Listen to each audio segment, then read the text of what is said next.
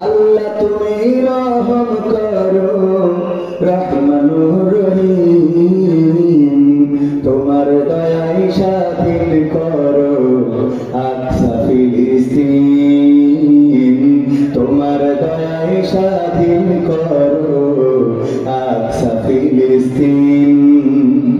আল্লাহ তুমি রহম করো, আল্লাহ তুমি দয়া করো রহমানুর রহিম, তোমার দয়ায় স্বাধীন করো আকসা ফিলিস্তিন, তোমার দয়ায় স্বাধীন করো আকসা ফিলিস্তিন। বিপদ বালা মুসিবত আসে জানি তোমার থেকে, পরিত্রাণ যায় পাওয়া যায় মাওলা তোমায় দেখে, ঠিক না? বিপদ বালা মুসিবত আসে জানি তোমার থেকে, পরিত্রাণ যায় পাওয়া যায় মাওলা তোমায় দেখে। তোমার রহম ছাড়া প্রভু, তোমার রহম ছাড়া প্রভু হবে না স্বাধীন, তোমার দয়ায় স্বাধীন করো আকসা ফিলিস্তিন, তোমার দয়ায় স্বাধীন করো আকসা ফিলিস্তিন।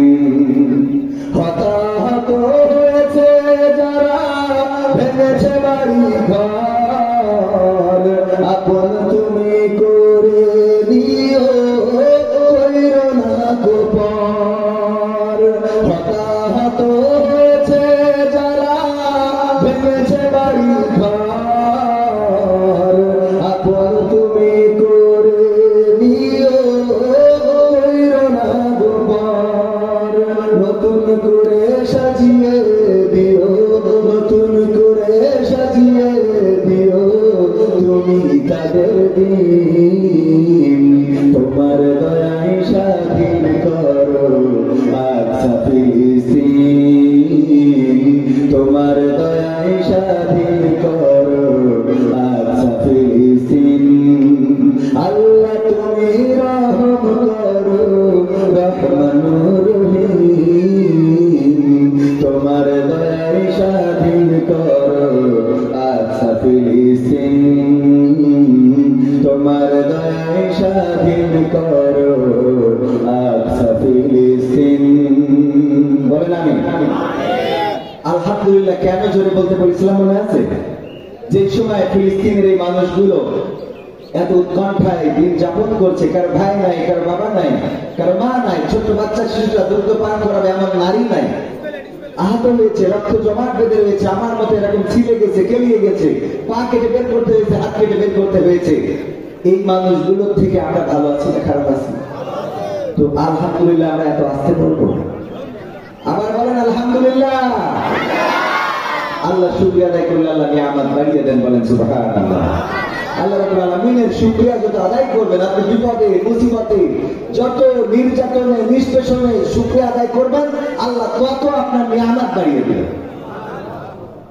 আইয়ুব আলাইহিস সালাম যখন সমস্ত গায়ে পোকায় আক্রান্ত হয়ে গেলেন, গোশতগুলো পোকারা খেয়ে ফেলেন, পোকাগুলো কিলবিল করে বেড়ায়, জায়গা সম্পদ সব ধ্বংস হয়ে গেছে, সন্তানেরাও মারা গেছে, স্ত্রীরা শুধুমাত্র রহিম আলাইহিস সালাম সবাই ছাড়া সবাই ছেড়ে চলে গেছে, শুধু একজন ছিলেন।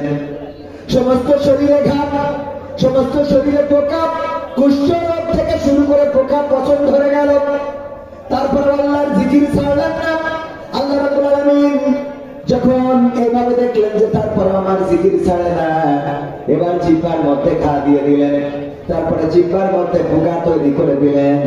তখন আইয়ুব আলাইহিস সালাম বললেন, ওগো আল্লাহ, এবার তো তোমার কাছে আমার অভিযোগ করা ছাড়া রাস্তা নাই।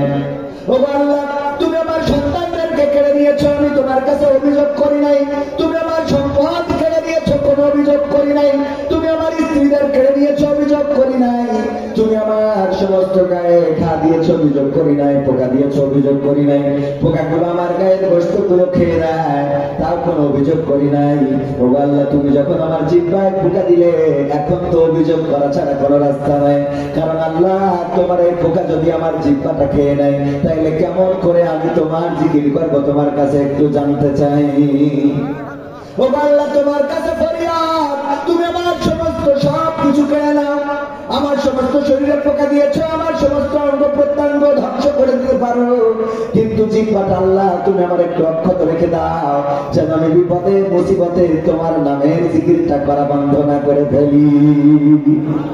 এই বিপদের মধ্যে জিকির করেছেন কার? আল্লাহ রাব্বুল আলামিন বললেন, বায়ু আমার পরীক্ষা করা শেষ, আর তোমার পরীক্ষা দিতে চাই না, তোমার হারানো সব কিছু আমি আবার তোমাকে ফিরিয়ে দিলাম। বলেন সুবহানাল্লাহ। বিপদে পড়বেন, ডাকবেন কাকে? আল্লাহকে ডাকলে আল্লাহকে পাওয়া যায়। ডাকার মতো যারা ডেকেছে তারা পেয়েছে, আল্লাহকে যারা ডেকেছে আল্লাহ তাদের ডাকে সাড়া দিয়েছে, আর আল্লাহকে যারা ডাকে নাই তারা আল্লাহকে পায় নাই। অভিযোগ করেন, কিন্তু আল্লাহকে ডাকার মতো ডেকে অভিযোগ করেন না। আর আল্লাহ রাব্বুল আলামিন যদি আপনার পরে কোনো বিপদ বালা মুসিবত দেন, সেটাও আল্লাহ কোনো না কোনো পরীক্ষা, কোনো না কোনো কল্যাণ চিন্তা করে দেন। বলেন সুবহানাল্লাহ। ওয়ালা নাবলুওয়ান্নাকুম বিশাইইন মিনাল খাউফি ওয়াল জুই ওয়া নাকসিম মিনাল আমওয়ালি ওয়াল আনফুসি ওয়াস সামারাত ওয়া বাশশিরিস সাবিরিন। আমার আল্লাহ বলছেন, আমি মানুষকে বিপদ দিই, বালা দিই, মুসিবত দিই, আমি তাদের আয় রোজগারে, আয় উৎপাদনে হ্রাস বৃদ্ধি সাধন করি, আমি তাদের ফল ফসলের ক্ষতি করি, আমি তাদের সন্তান সন্ততির ক্ষতি করি। এইগুলো করে আমি দেখতে চাই কারা ধৈর্য ধারণ করে। বিপদে আসলে যারা বলে, কি বলে? ইন্না লিল্লাহি ওয়া ইন্না ইলাইহি রাজিউন। আমরা আল্লাহর তরফ থেকে এসেছি এবং আবার আমাদেরকে কোথায় ফিরে যাওয়া লাগবে। এই কথা যারা বলে আল্লাহ তাদের উপরে সন্তুষ্ট হয়ে যান। আল্লাহ বলেছেন, উলাইকা আলা হুদাম মিন রাব্বিহিম ওয়া উলাইকা হুমুল মুহতাদুন। আল্লাহ রাব্বুল আলামিন তাদের উপরে রহম করেন। আল্লাহ রাব্বুল আলামিন তাদের ব্যাপারে সফল কামের ঘোষণা দিয়েছেন। আল্লাহ রাব্বুল আলামিন বলেছেন, তারাই হেদায়েতের পরে প্রতিষ্ঠিত রয়েছে, যারা বিপদে মুসিবতে পড়লেও আল্লাহকে ডাকা ছেড়ে দেয়।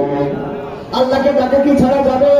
বিপদে আপদে মুসিবতে জুলুমে নির্যাতনে নিষ্পেষণে অ্যাক্সিডেন্টে দুর্ঘটনায় রক্ত ঝরুক না ঝরুক, সর্বাবস্থায় আমরা বলবো কি? আলহামদুলিল্লাহ। কি বলবো? আলহামদুলিল্লাহ। আল্লাহ খুশি।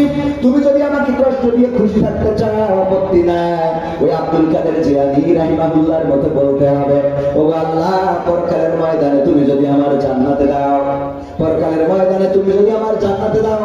আব্দুল কাদের জিলানী রাহিমাহুল্লাহ বলতেন, আল্লাহ, তুমি যদি আমার পরকালে জান্নাতে দাও, আর সেই জান্নাতে দেওয়ার পরে যদি তুমি আমার কোনো খবর না নাও, তুমি যদি আমার সাথে কথা না বলো, তুমি যদি আমার না ডাকো, তুমি আমারে না ডাকা দাও, তাইলে ওই জান্নাত আমি চাইব না।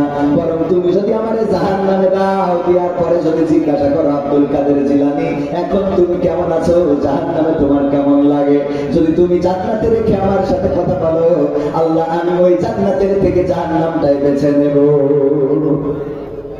আমি জান্নাতের থেকে জাহান্নামটা বেছে নেব, কারণ তুমি আমার সাথে কথা বলবা, তুমি আমার খোঁজ দিবা, তুমি আমারে দেখা দিবা। ও আল্লাহ, তোমার জন্য নিবেদিত প্রাণ হতে চাই। আমার ইব্রাহিম আলাইহিস সালাম বলেছিলেন, ইন্নী ওয়াজ্জাহতু ওয়াজহিয়া লিল্লাযী ফাতারাস সামাওয়াতি ওয়াল আরদ হানিফান ওয়া মা আনা মিনাল মুশরিকিন। ইব্রাহিম আলাইহিস সালাম বললেন, আল্লাহ, আমি আমার মুখটা ঘুরিয়ে দিলাম সেই দিকে। এই আসমান জমিন যিনি সৃষ্টি করেছেন, এর মধ্যে যা কিছু আছে সব কিছুর মালিক যিনি, স্রষ্টা যিনি, আমি তার দিকে মুখ ঘুরিয়ে দিয়ে ঘোষণা করে দিলাম, আমি কোন মুশরিকদের অন্তর্ভুক্ত নই। আমি আওয়ামী লীগের না, বিএনপির না, জামাতের না, জাসদের না, বাসদের না, হেফাজতের না, আমি এক আল্লাহর জন্য নিজেকে সমর্পণ করে দিলাম। এই কথা বলার পরে আল্লাহ রাব্বুল আলামিন ইব্রাহিম আলাইহিস সালামের রক্ষা করেছেন না করে নাই?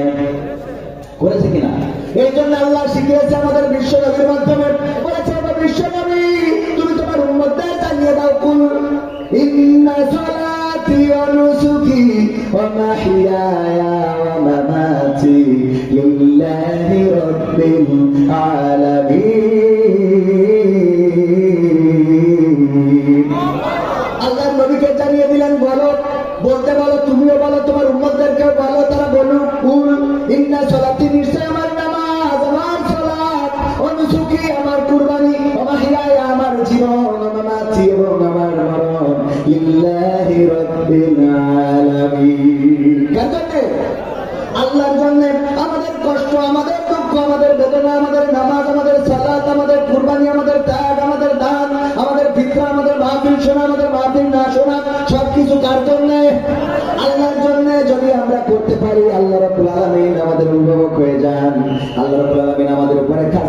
বর্ষণ করে দেন, আমাদের বিপদে মুসিবতে তিনি পাশে থাকেন, দুনিয়ার জীবনে কল্যাণ দান করেন এবং আখিরাতের জীবনে মুক্তি দিয়ে দেন। কে? আখিরাতের জীবনের মুক্তিটাই হলো বড় প্রাপ্তি, বড় সফলতা। আখিরাতে যদি আমরা আটকে যাই তার থেকে বিফলতার আছে নাকি? রোজা রমজানের দিন, রোজার মাস, পবিত্র কোরআনের সূরা বাকারার কত নম্বর আয়াত যেন? 283 নম্বর। 183, হ্যাঁ 183 নম্বর আয়াত। আল্লাহ বলছেন, ইয়া আইয়ুহাল্লাযীনা আমানু কুতিবা আলাইকুমুস সিয়াম কামা কুতিবা আলাল লাযীনা মিন